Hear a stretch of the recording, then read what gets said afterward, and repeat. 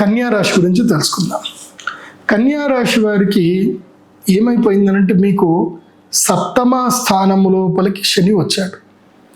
సప్తమ శని భర్తృ విఘాత కారకుడు, కళత్ర విఘాత కారకుడు. అంటే కళత్ర నష్టం చేస్తాడు. అంటే భార్య లేదా భర్త ఇద్దరు దూరం అయిపోవడం జరిగే అవకాశం ఉంటుంది.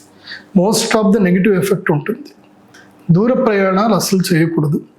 ఉన్నంతలోనే ప్రయాణం చేయండి. అండ్ జల ప్రదేశాలకి, నీళ్లు ఉన్న ప్రదేశాలకు వెళ్ళకూడదు. కన్యా రాశి వారు వాళ్ళకి అరిష్టము జరిగే అవకాశం ఉంటుంది. అయితే ధనలాభం కూడా అద్భుతంగా జరిగేటువంటి అవకాశం ఉంటుంది. మంచి డీల్స్ కుదురుతాయి. ఫినాన్షియల్ డీల్స్ అయితే బాగా కుదురుతాయి.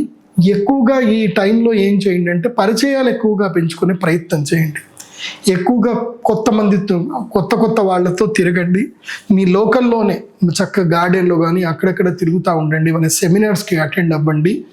దీనివల్ల మీకు మంచి లాభాలు కలుగుతాయి. ముఖ్యంగా సేల్స్, మార్కెటింగ్ రంగంలో ఉండేటువంటి వాళ్లకు లాభాలు కలిగే అవకాశం ఉంటుంది. ముఖ్యంగా విదేశాలకు ఎవరైతే వెళ్ళాలనుకునేటువంటి వాళ్ళకు ఉంటుందో కన్యా రాశి వాళ్ళకి, దూర ప్రయాణాలకు వెళ్ళేటువంటి వాళ్లకు, అదేవిధంగా గృహత్యాగం చేసి ఇల్లు మార్చి కొత్త ప్లేస్లోకి ఎక్కడైనా వెళ్ళి సెటిల్ అవుదాం అనుకునే వాళ్ళకి, ఆ కన్యా రాశి వాళ్ళు ఎవరైనా ఇట్లా ఆలోచిస్తే వాళ్ళకి మాత్రం బాగుంటుంది. వ్యాపారంలో లాభాలు అయితే వస్తాయి, కానీ ఉద్యోగంలో మాత్రం స్థాన మార్పులు జరిగే అవకాశం ఉంటుంది.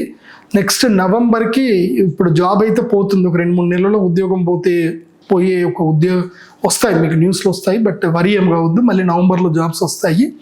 కాబట్టి కన్యా రాశి వారు ఏంటంటే గణపతి ధ్యానం రెగ్యులర్గా చేసుకోండి.